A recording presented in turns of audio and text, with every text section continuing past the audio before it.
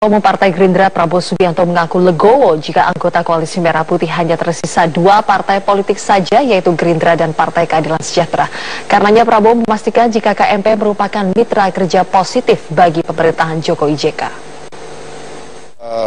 Kita berpikir baik, berpikir positif, langkah politik masing-masing partai kita hormati, ya, tapi saya katakan selalu demokrasi itu yang menentukan adalah rakyat. Ya, hubungan saya sama PKS bukan berasal dari atas, ya, berasal dari bawah.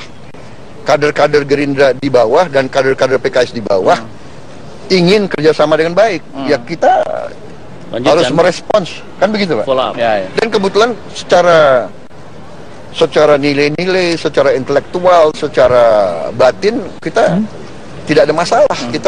Kita semua berpikir, chemistry kita berpikir untuk kebaikan rakyat, itu aja. Saya kira. Sementara itu, Menteri Hukum dan HAM Yasona Lauli menegaskan tidak akan mengeluarkan surat keputusan pengesahan hasil Muktamar Kubu Jan Faridz. Pemerintah masih menyerahkan penyelesaian konflik P3 kepada internal partai, termasuk dengan dukungan melakukan Muktamar Islah. Pak, ini kan dikaji lagi. Kemarin kita dapat surat lagi dari Mahkamah Partainya P3. Ya, kita dapat surat. Memang salah satu syarat yang disebutkan oleh undang-undang kan harus mendapat surat dari Mahkamah Partai. Itu syarat undang-undang. Mahkamah Partai masih mengirimkan surat ke kita kemarin bahwa khusus P3 jangan dulu diterbitkan, kita mau penyelesaiannya secara Islah.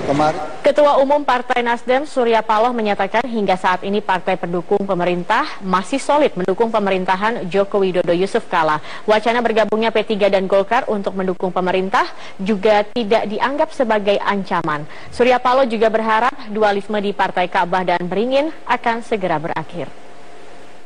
Saya pikir sebuah ajakan yang cukup simpatik diberikan oleh dan ditawarkan oleh Presiden tentunya untuk semua para pihak, baik itu dari kawan-kawan dari Golkar, kawan-kawan dari Partai Persatuan Pembangunan.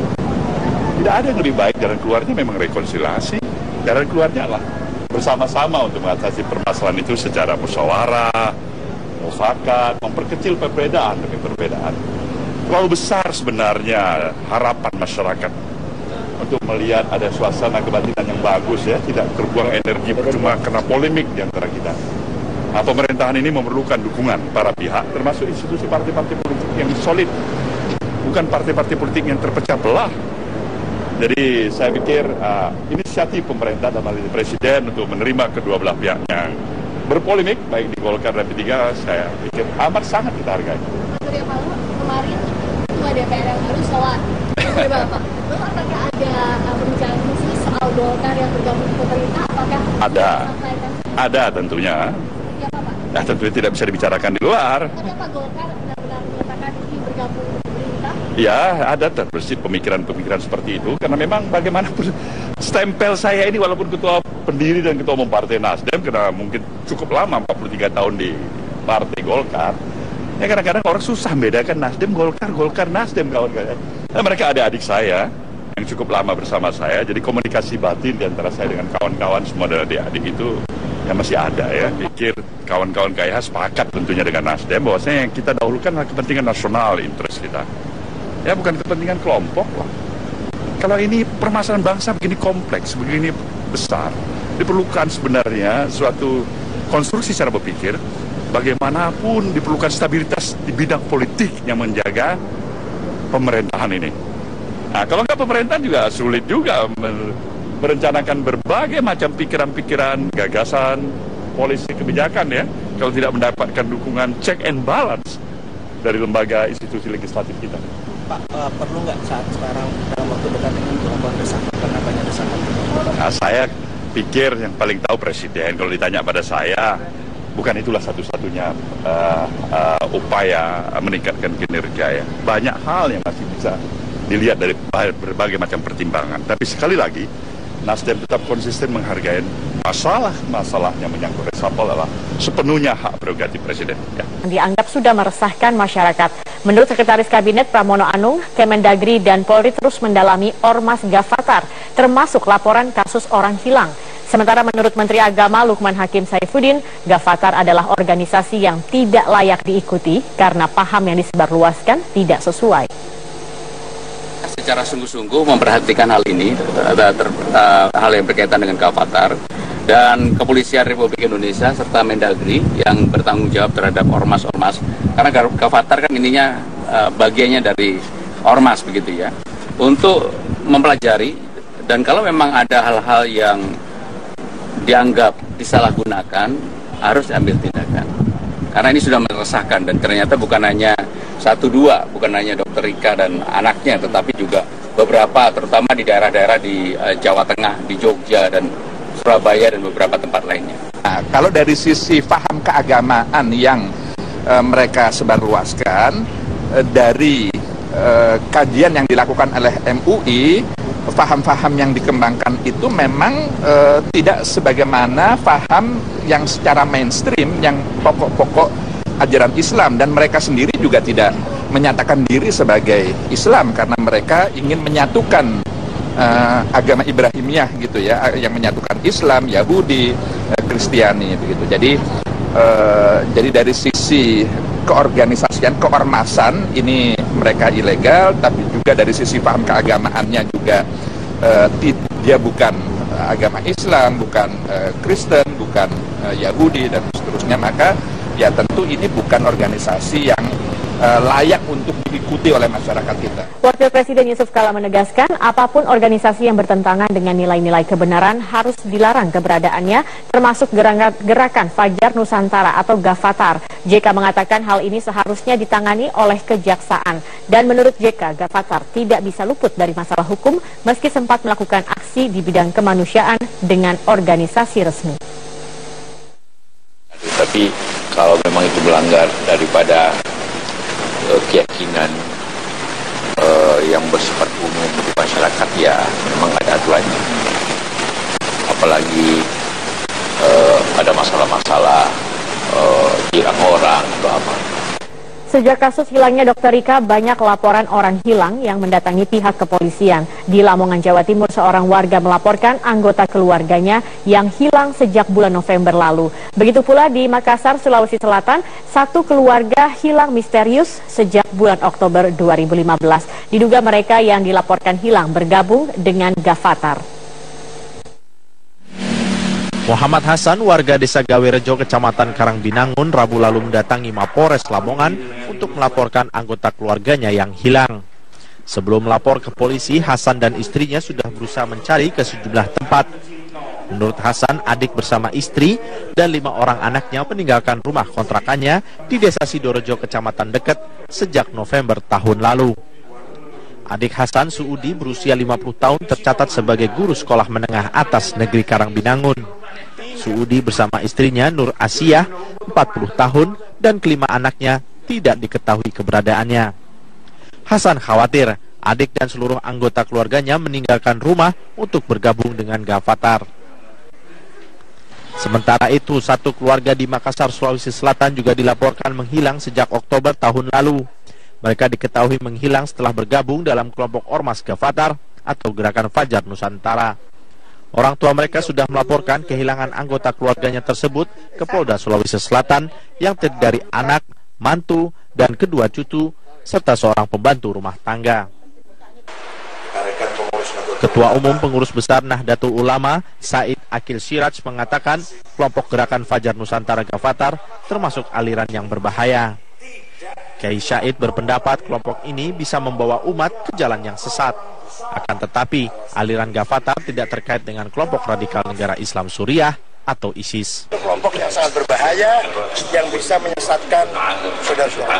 Setelah langsung tidak. Yang ada keterkaitan langsung adalah Ansor Tauhid, Jamaah Islam, Maju Mujahidin. Kalau kelompok dari mana ya? Sebelumnya, Mendagri Cahyokumolo juga menyatakan kelompok Gavatar ini tidak pernah terdaftar di Kemendagri. Sempat dicurigai kelompok ini adalah sebagai salah satu sempalan NII. Kemendagri menyatakan akan terus melakukan pengawasan terkait pergerakan organisasi kemasyarakatan.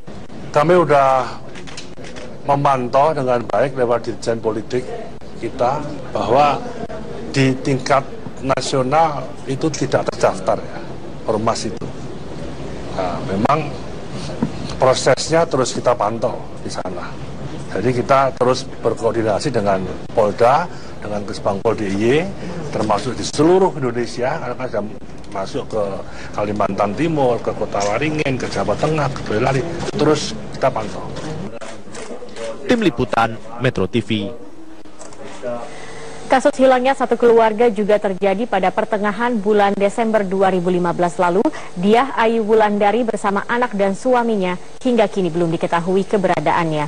Diduga ketiganya bergabung dengan organisasi Gerakan Fajar Nusantara atau dikenal dengan sebutan Gavatar.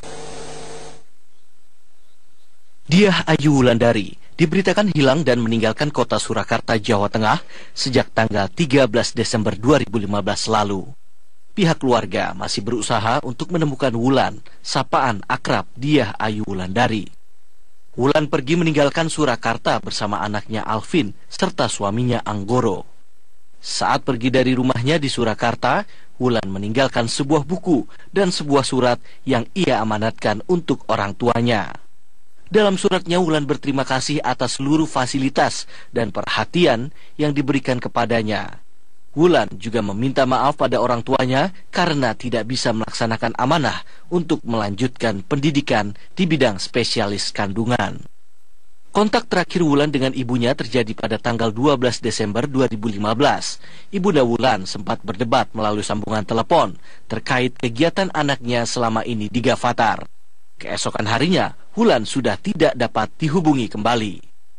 Menurut Ibunda Wulan, Eni Nurfaizah, dirinya sangat terkejut dengan kepergian Wulan dari rumahnya. Menurut Eni, seluruh peralatan medis putrinya untuk membuka praktik kedokteran di Surakarta juga ikut dibawa pergi. Eni sudah melaporkan berita hilangnya Wulan serta melakukan pencarian di wilayah Jawa Tengah dan Yogyakarta. Saya pergi meninggalkan surat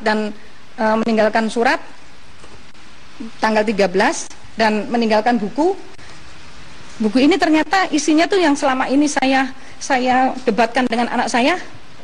Apa yang merasa anak saya nggak tahu, saya pikir ternyata malah anak saya itu sudah meyakini dan sudah dicuci otaknya. Saya merasa begitu. Karena setelah saya baca buku itu, anak saya bilang, "Mah, saya tinggalin buku, Mama baca, Mama biar bisa memahami arti hidup yang sebenarnya. Arti hidup yang sebenarnya itu nggak cukup baik, Mah, tapi harus baik dan benar," kata anak saya gitu. "Mama baca buku ini biar Mama mengerti arti hidup sebenarnya." Dengan anak saya pergi, saya baru tahu semuanya kegiatan anak saya. Saya buka internet, semua data-data anak saya dimanfaatin Gavatar. Dia dijadikan ketua tim medis se-Jawa Tengah. Sementara itu, menurut pengakuan adik kandung Wulan, Sabrina, ia juga sempat diajak oleh kakaknya untuk bergabung bersama Gavatar dengan dalih kegiatan sosial.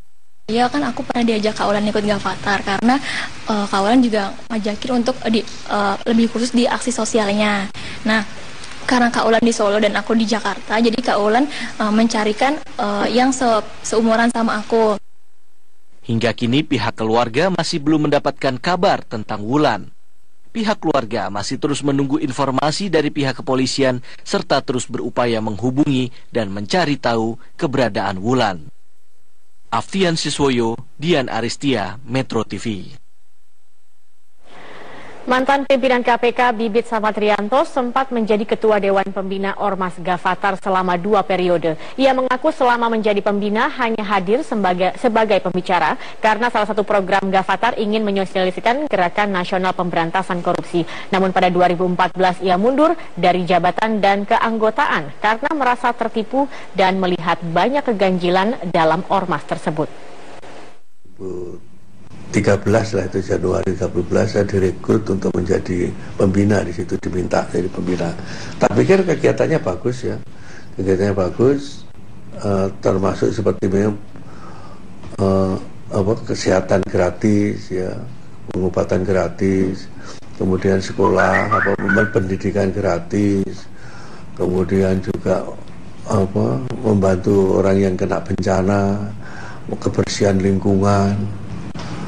Hari-hari besar negara ini diperingati oleh mereka dan menunjukkan suatu etikat yang baik. Kayaknya gak curiga apa-apa. Tapi saya ingin tahu sebetulnya siapa tuh masih tetap di pemikiran saya. Akhirnya pada tanggal 24 Desember 2012 saya diajak bicara bahwa sebetulnya landasan berpikir bekerja mereka itu adalah petunjuk yang diberikan oleh seorang Mesias untuk menyelamatkan negara ini. Nah, aku akhirnya bicara, aku ingin ketemu dengan Mesias itu. Tapi dengan begitu ada Mesias itu saya sudah langsung gitu kan, wah ini ada nggak benernya nih. Gitu ya.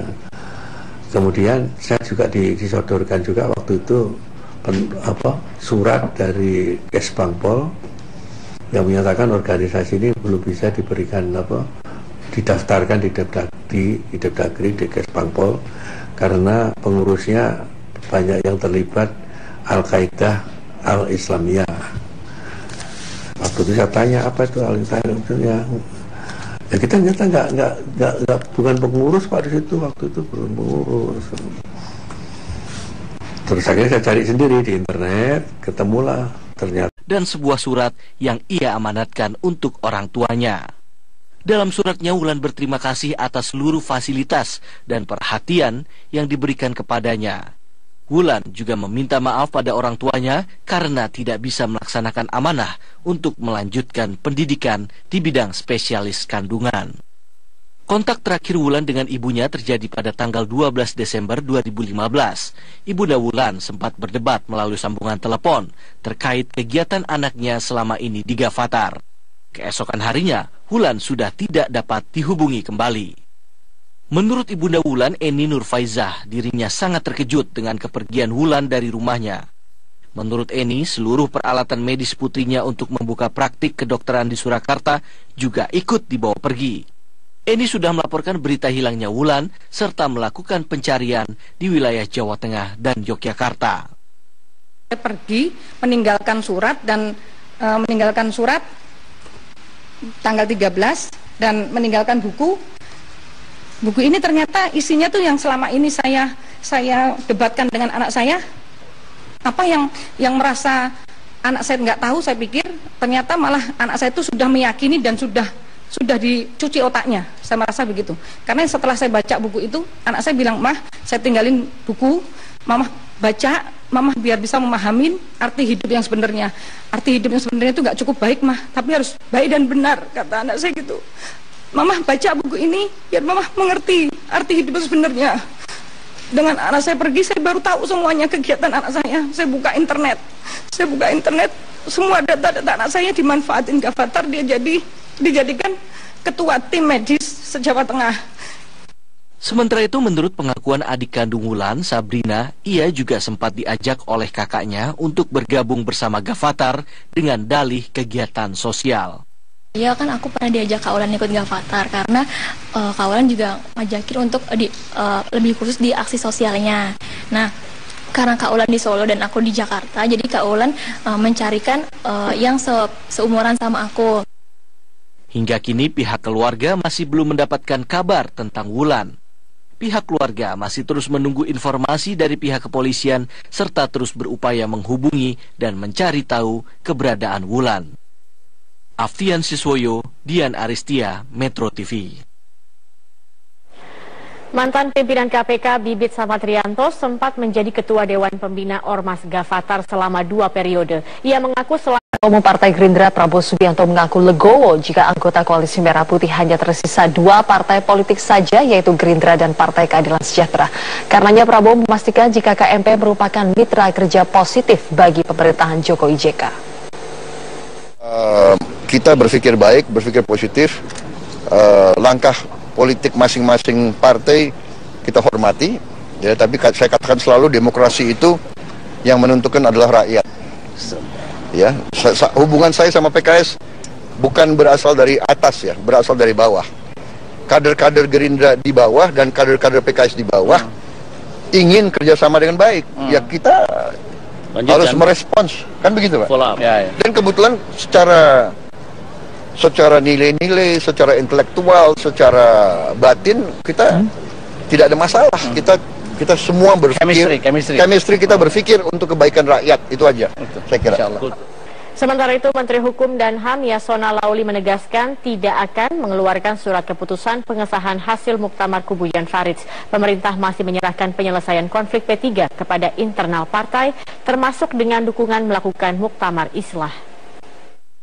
Pak, ini kan dikaji lagi. Kemarin kita dapat surat lagi dari Mahkamah Partainya P3. Ya, kita dapat surat. Memang salah satu syarat yang disebutkan oleh undang-undang kan harus mendapat surat dari Mahkamah Partai. Itu syarat undang-undang.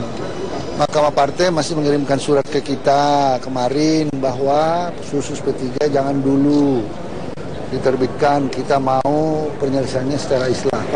Ketua Umum Partai Nasdem Surya Paloh menyatakan hingga saat ini partai pendukung pemerintah masih solid mendukung pemerintahan Joko Widodo Yusuf Kala. Wacana bergabungnya P3 dan Golkar untuk mendukung pemerintah juga tidak dianggap sebagai ancaman. Surya Paloh juga berharap dualisme di Partai Ka'bah dan Beringin akan segera berakhir. Saya pikir sebuah ajakan yang cukup simpatik diberikan oleh dan ditawarkan oleh Presiden tentunya untuk semua para pihak, baik itu dari kawan-kawan dari Golkar, kawan-kawan dari Partai Persatuan Pembangunan. Tidak ada yang lebih baik, jalan keluarnya memang rekonsiliasi. Jalan keluarnya lah bersama-sama untuk mengatasi permasalahan itu secara musyawarah, mufakat, memperkecil perbedaan demi perbedaan. Terlalu besar sebenarnya harapan masyarakat untuk melihat ada suasana kebatinan yang bagus, ya, tidak terbuang energi cuma karena polemik di antara kita.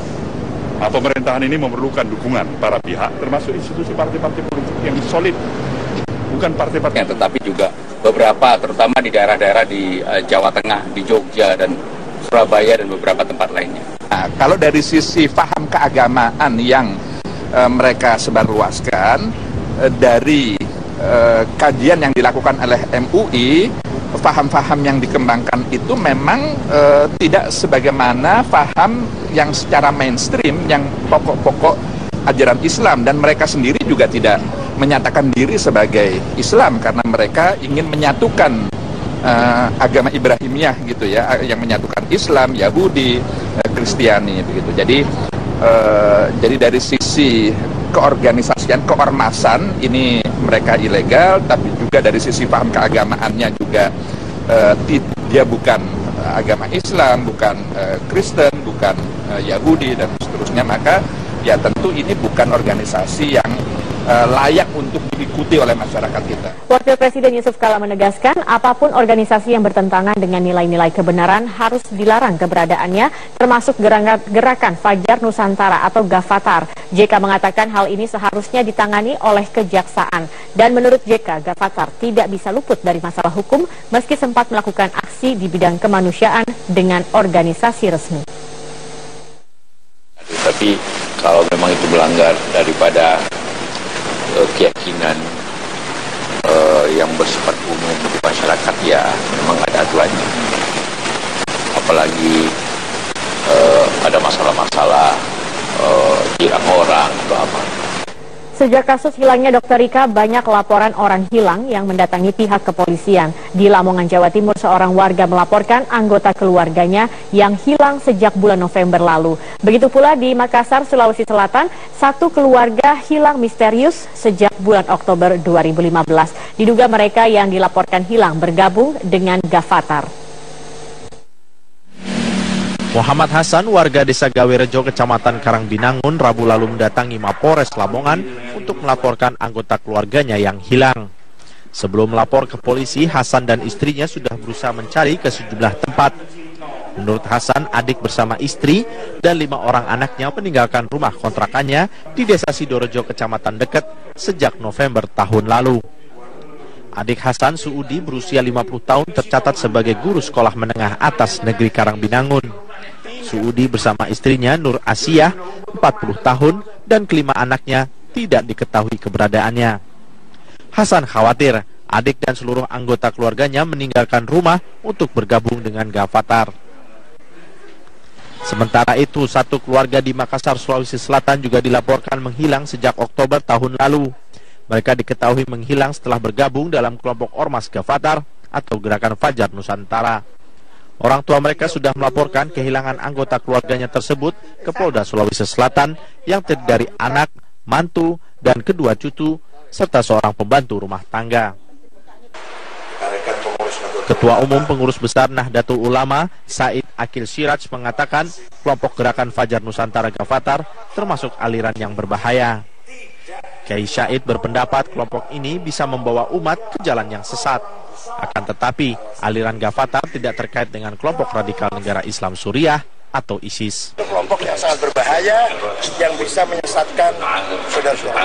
Setelah langsung tidak. Yang ada keterkaitan langsung adalah Ansor Tauhid, Jamaah Islam, Maju Mujahidin. Kalau kelompoknya dari mana ya? Sebelumnya, Mendagri Cahyokumolo juga menyatakan kelompok Gavatar ini tidak pernah terdaftar di Kemendagri. Sempat dicurigai kelompok ini adalah sebagai salah satu sempalan NII. Kemendagri menyatakan akan terus melakukan pengawasan terkait pergerakan organisasi kemasyarakatan. Kami sudah memantau dengan baik lewat Dirjen Politik kita bahwa di tingkat nasional itu tidak terdaftar ya, ormas itu. Nah, memang prosesnya terus kita pantau di sana. Jadi kita terus berkoordinasi dengan Polda, dengan Kesbangpol DIY, termasuk di seluruh Indonesia, karena sudah masuk ke Kalimantan Timur, ke Kota Waringin, ke Jawa Tengah, ke Boyolali, terus kita pantau. Tim Liputan Metro TV. Kasus hilangnya satu keluarga juga terjadi pada pertengahan bulan Desember 2015 lalu. Diah Ayu Wulandari bersama anak dan suaminya hingga kini belum diketahui keberadaannya.